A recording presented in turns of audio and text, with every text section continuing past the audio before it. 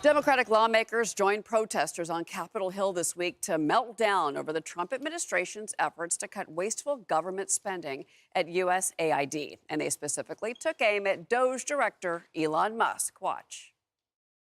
God damn it, shut down the Senate!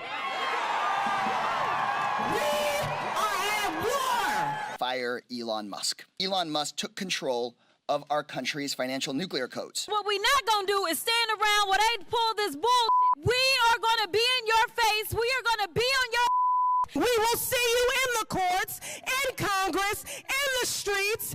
Elon Musk is a Nazi nutball baby. Nobody elected your. This is not Elon Musk's country. We've got to fight back. You've got to be on the streets tomorrow.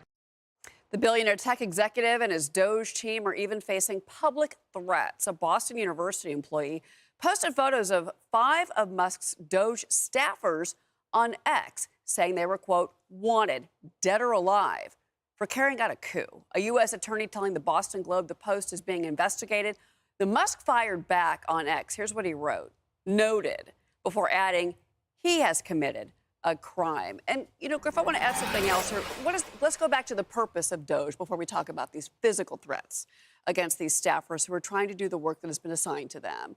You've got Sean Duffy, the transportation secretary. He and Elon Musk have already spoken and said, let's upgrade the air traffic controller, the systems within the towers across this country. In the wake of the crash that hit over the Potomac, 67 people died.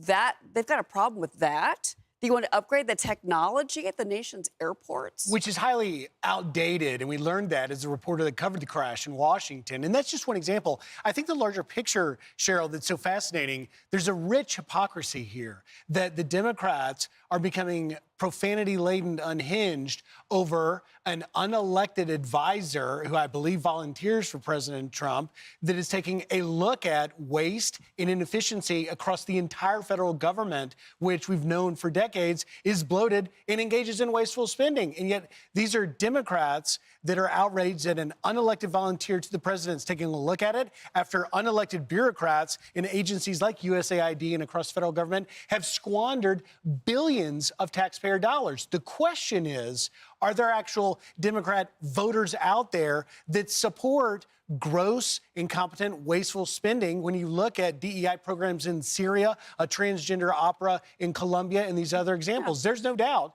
that USAID has priorities and perhaps spent some money on something that was important. But from the time Trump left, when they spent about $20 billion on USAID, to the final year for Biden, it was $40 billion. So why wouldn't the Democrats want to at least take a look at the auditing of it? You know, Martha, what's interesting I found out was that if you go back to the Clinton years and the Clinton presidency, that time his Secretary of State wanted to eliminate USAID because of the misappropriations of funding. Yeah. It got shot down. It never happened.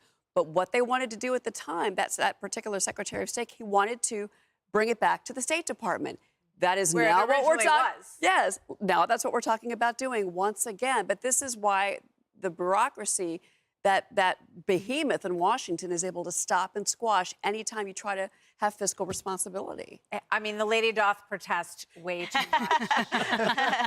I mean, when you are screaming about holding on, you know, bloody murder, screaming on about hanging on to every last bit of the bureaucracy that exists that got us to a place where we are $36 trillion in debt. Does anybody think, Republican, Democrat, that this is what the founders had in mind for this country? I mean, does anyone think so?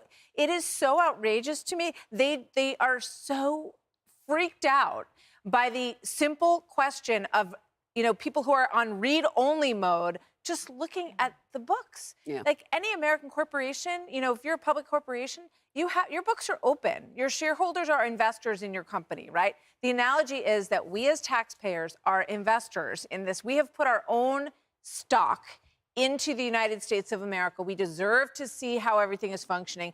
That's what Musk is doing, because you know what? They tried this so many times in Congress. They cannot do it to themselves. Yep. They can't. They failed every time, even good intentions. Tom Coburn pointed out all this same kind of garbage and waste. He got nowhere, sadly, despite his best efforts. And we're just learning this is actually just crossing, that the U.S. attorney in Washington, D.C., is going to begin an inquiry into people, quote, stealing government property and or threatening U.S. DOGE staff after referrals from Elon Musk and Steve Davis. This is Ed Martin. So action's already being taken to protect these people whose photos have now been outed on social media. Great. And that's an appropriate stewardship of our tax dollars. I have to say, here's what's different this time around. And this is why it's going to work, because the collective dismantling of the bureaucratic bloat can only work when you do it all at once. And to your point, you know, Adam Andrzejewski and the Open the Books company, you know, for so long, like there are voices in the dark that have been crying out this entire time, showing transparent windows into the book so that we can see the ridiculous of our tax dollars. But only now, when everything in one fell swoop is happening, that's why it's working. And I can't understand why all of those Democratic leaders, to your point, are talking about the use of our money. It is our money that pays their salaries and that pads the coffers of this government. So why shouldn't we have insight into it? By the way, those need to be the campaign ads for every single person running against those incumbents in a year and a half. We need to get them out, but they dug their own grave there. Yeah, and to Martha's point earlier, Maxine Waters has been at a lot of microphones in the last couple of days. But you know what? Also, Nicole, going back and zeroing in on USAID, look, they're not saying get rid of the entire thing. They're saying get rid of the bloat. USAID does do things like, I don't know, fund HIV research and prevention in Africa. They're not, and they're saying we're not going to take that away. We're going to give the core mission. We're going to keep the core mission and get rid of everything. Yeah, you know, honestly, I have a lot of colleagues who are really upset right now. They're very concerned that the funding for their research that they're doing is going to be cut off. I mean, we do a lot of valuable research in the cancer community, and I keep telling to people, like, you just have to give it a pause right now. I think DOGE is probably one of the greatest things to happen in U.S. history, but change is hard. I can empathize with these Democrats right now. It's really hard. And in hospital systems, like, we have to do these huge electronic medical record transfers. And that makes me want to retire and quit my job because it is so hard and it is so much work, but it doesn't mean it's not for the greater good of things. And so while I think a part of them just wants to keep it, they want to keep control of the money, but I also think it's really hard to accept change. And Elon Musk with DOGE, I truly believe, are doing great things, and they are going to weed out the waste and make sure that what deserves funding should get funding. But I will say, and I say this with caution, Elon Musk is tweeting or Xing. He's talking about how some of his DOGE employees have been doxxed. They need to make sure that they are doing appropriate vetting, because let me tell you that at least one of those that have been doxxed, I mean, has been flagrantly racist on social media. And I do believe that we need to make sure that they may be the smartest, they may be good with a calculator, but they need to be good people too if they're working on this.